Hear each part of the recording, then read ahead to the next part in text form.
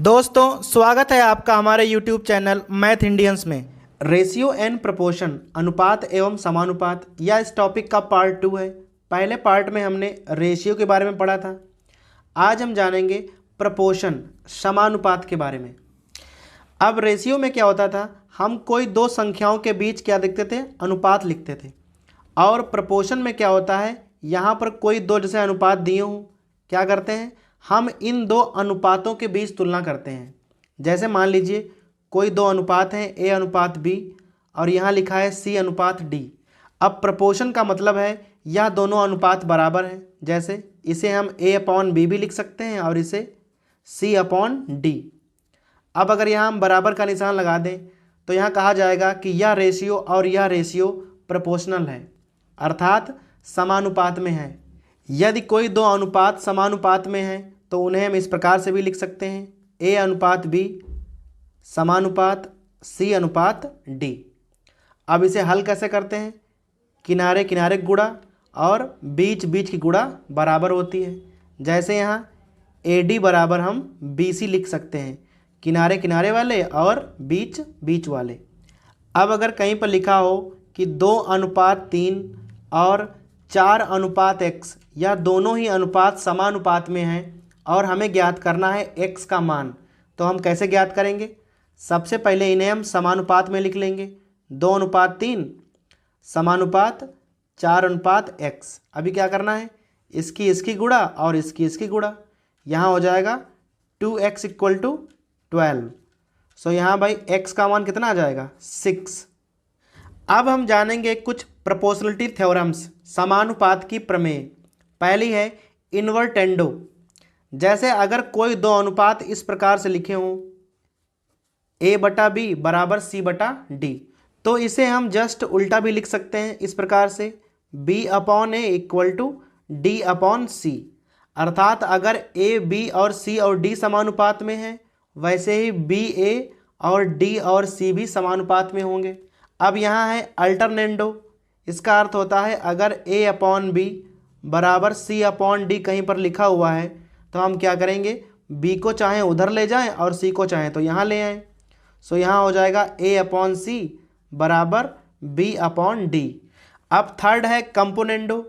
अगर कोई दो अनुपात इस प्रकार से लिखे हों A/B बराबर C/D, तो इसे हम इस प्रकार से भी लिख सकते हैं, A+B/B इक्वल टू C+D/D।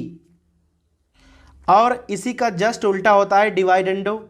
यहाँ पे भाई क्या होता है, अगर कोई दो अनुपात इस प्रकार से लिखे हों A/B इक्वल टू C/D, तो यहाँ पर हमने जोड़ा था, यहाँ पर हम घटा के भी लिख सकते हैं, A-B/B इक्वल टू C-D/D। यह भी समानुपात में होंगे। और अब आता है कंपोनेंडो एंड डिवाइडेंडो, योगांतरानुपात। अगर कोई दो अनुपात इस प्रकार से लिखे हों A/B इक्वल टू C/D, तो यहाँ क्या करते हैं, जोड़ते भी हैं और घटाते भी हैं इस प्रकार से, A+B upon A-B equal to C+D/C-D। यह संख्याएं भी समानुपात में होंगी। अब हम देखेंगे विभिन्न परीक्षाओं में पूछे गए सवालों पर। पहला सवाल है, किसी समानुपात के पहले, दूसरे और चौथे पद क्रमशः 5, 15 और 90 हैं, तो हमें ज्ञात करना है तीसरा पद। अभी यहाँ पहला पद है 5, दूसरा है 15 और तीसरा हमसे पूछ रहा है, हमने x मान लिया, और चौथा है 90। अब इन्हें लिखना है समानुपात में, 5 अनुपात 15 समानुपात x अनुपात 90, इस प्रकार से। अब यहाँ गुणा होगी और यहाँ गुणा। सो यहाँ हो जाएगा 15x बराबर 5 गुणे 90। अब यहाँ होता है 15 छक्का 90, सो x बराबर आ जाएगा 30, अर्थात तीसरा अनुपात 30 होगा। अब जैसे यहाँ कह रहा है कि 12 और 16 का तीसरा समानुपाती, थर्ड प्रोपोर्शनल क्या होगा। अभी यहाँ पूछ रहा है तीसरा समानुपाती, पहला तो हो गया 12, दूसरा 16 और तीसरा हम मान लेंगे x। जब केवल 3 समानुपाती दिए होते हैं तो हम बीच वाले को ना 2 बार लिख लेते हैं इस प्रकार से, 12 अनुपात 16 समानुपात 16 अनुपात x। अभी क्या करना होता है, इसकी गुणा और इसकी गुणा, तो यहाँ हो जाएगा 12 गुणे एक्स, यहाँ हो जाएगा 16 गुणे 16। सो एक्स बराबर क्या हो जाएगा 16 गुणे 16 और बटा 12। यहाँ काटेंगे पीटेंगे तो हमारा आंसर आ जाएगा 64/3। अब जैसे यहाँ कह रहा है 8 और 98 का मध्यानुपाती मीन प्रोपोर्शनल क्या होगा। मध्यानुपाती अर्थात बीच का अनुपात। अभी 8 है, 98 है और बीच वाला आप x मान लीजिए। अब यहाँ पर भी 3 अनुपात हैं तो क्या करते हैं, बीच वाले को ना 2 बार लिखते हैं। 8:x समानुपात x अनुपात 98, इसकी गुणा और इसकी गुणा। सो यहाँ हो जाएगा x² बराबर 8 गुणे 98। अब इसे हल करेंगे तो यहाँ आ जाएगा x बराबर 28। अब प्रश्न नंबर 4 है, कह रहा है कि 6, 14, 18, 38 प्रत्येक में कौन सी संख्या जोड़ी जाए कि प्राप्त संख्याएं समानुपातिक हो जाए। अब इस प्रकार के सवालों को करने के दो तरीके हैं। एक तो सीधा आप मान लो कि x जोड़ा जाए। अब हर संख्या में आप x जोड़ दो तो संख्याएं हो जाएंगी समानुपातिक इस प्रकार से 18 + x अपॉन 38 + x। अब इसे हल करना होगा और यहाँ से x का मान निकालना होगा। हल करने के लिए हम योगांतरानुपात का प्रयोग करेंगे। ऊपर जोड़ेंगे और नीचे घटा देंगे तो ऊपर हो जाएगा 20 + 2x और नीचे घटाओगे तो आ जाएगा -8। ऊपर जोड़ोगे तो आ जाएगा 56 + 2x और नीचे घटाओगे तो आ जाएगा -20। कैंसिल, 4 दूनी 8, 4 पंचे 20। इधर गुणा कर लो तो यहाँ आ जाएगा 100 + 10x इक्वल टू इधर हो जाएगा 112 + 4x। अब यहाँ से हल करोगे तो x बराबर 2 आ जाएगा। अब इस सवाल को करने का एक अल्टरनेट तरीका है कि पहले आप चारों संख्याएं लिख लीजिए। सबसे पहले यहाँ का अंतर निकालिए 8 और यहाँ का अंतर हो जाएगा 20। इस अंतर का ना अनुपात निकाल लीजिए। 4 दूनी 8, 4 पंचे 20। अभी 2 से यहाँ गुणा करना है और 5 से गुणा करना है यहाँ। यहाँ हो जाएगा 30 और यहाँ हो जाएगा 36। अभी इन संख्याओं का अंतर निकालना है, कितना हो जाएगा 6।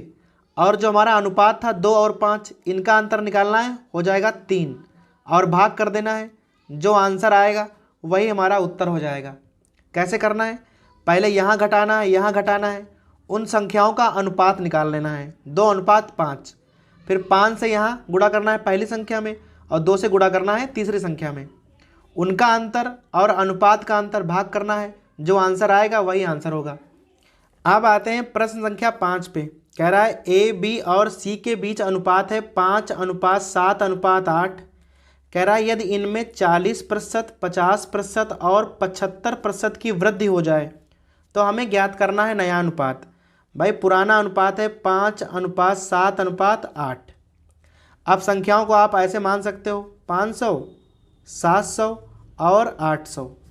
अभी यहाँ 40% बढ़ाना है, सो सबसे पहले हम 500 का निकालेंगे 40% और जोड़ देंगे, आ जाएगा 200 और यहाँ हो जाएगा 700। अब 700 का 50% 350 होगा, जोड़ेंगे तो आ जाएगा 1050। अब 800 का 75% 600 होगा और जोड़ेंगे तो 1400 हो जाएगा। अब इन तीनों अनुपात को सरल कर लीजिए। यहाँ काटेंगे 350 से तो अनुपात आ जाएगा 2:3:4। इसी प्रकार सवाल नंबर 6 है। कह रहा है 60 लीटर के मिश्रण में दूध व पानी का अनुपात 2:1 है। सबसे पहले भाई अनुपात कितना है 2:1, मिल्क एंड वाटर, और इसको जोड़ दीजिए तो 3 आ जाएगा। और 3 कितने के बराबर है, 3 बराबर है 60 लीटर के। अब कह रहा है इसे आप 1:2 कर दीजिए तो भाई नया अनुपात कितना हो जाएगा 1:2। अब ध्यान ये रखना है कि पानी कह रहा है मिलाइए, दूध पहले के जितना ही रहेगा। तो पहले कितना दूध था 2, अब दूध कितना है 1। दूध को ना हम बराबर कर लेंगे, यहाँ 2 से गुणा कर दो 2:4। अब देखिए यहाँ दूध बराबर हो गया। अब पानी में कितना अंतर हो गया, पहले 1 था अभी 4 है, अर्थात 3 का अंतर आ गया।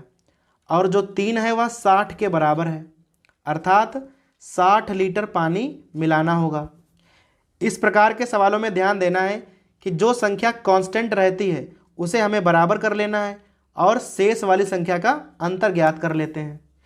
आप देखेंगे सवाल नंबर 7 कह रहा है कोई बिल्ली जितने समय में 7 कदम चलती है कुत्ता उतने में 5 कदम चलता है, लेकिन कुत्ते के 5 कदम बिल्ली के 6 कदम के बराबर हैं, तो हमें बिल्ली और कुत्ता की चाल का अनुपात ज्ञात करना है।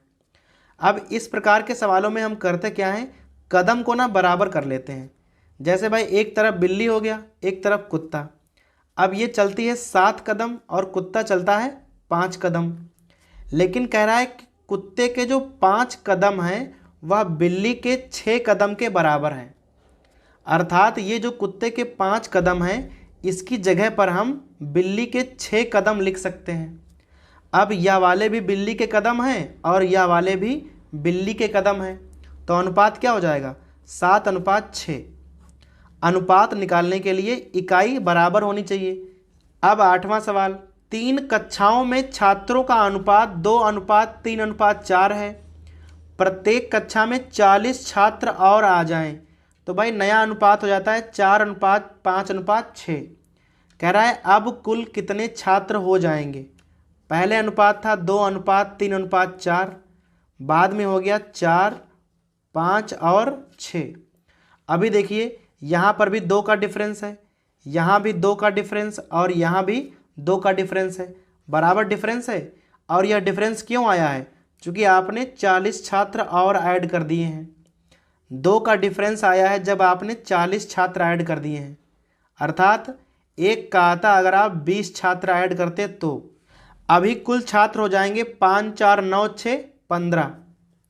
अब एक 20 के बराबर है तो 15 गुणे 20 अर्थात 300। कुल मिलाकर 300 छात्र हो जाएंगे। अब क्वेश्चन नंबर 9 है, कह रहा है 3 संख्याओं का योगफल 98 है। पहली और दूसरी का अनुपात 2:3 है, दूसरी और तीसरी का अनुपात 5:8 है, तो हमें दूसरी संख्या ज्ञात करनी है। अभी तीनों संख्याओं को आप ABC मान सकते हो इस प्रकार से, A और B में अनुपात 2:3 है और B और C में अनुपात 5 और 8 है। जो स्थान छूटे हैं वहाँ हम बगल वाली संख्या लिख लेते हैं इस प्रकार से, 5 का 5, यहाँ 3 का 3। अभी यहाँ गुणा कर लो, 10, 15 और 24। अभी यह हो जाएगी 10x, यह हो जाएगी 15x और यह हो जाएगी 24x। जोड़ेंगे तो 49x। 49x कह रहा है 98 है, तो x बराबर हो जाएगा 2। अब यह संख्या थी 15x, हो जाएगी 30, 15 दूनी 30।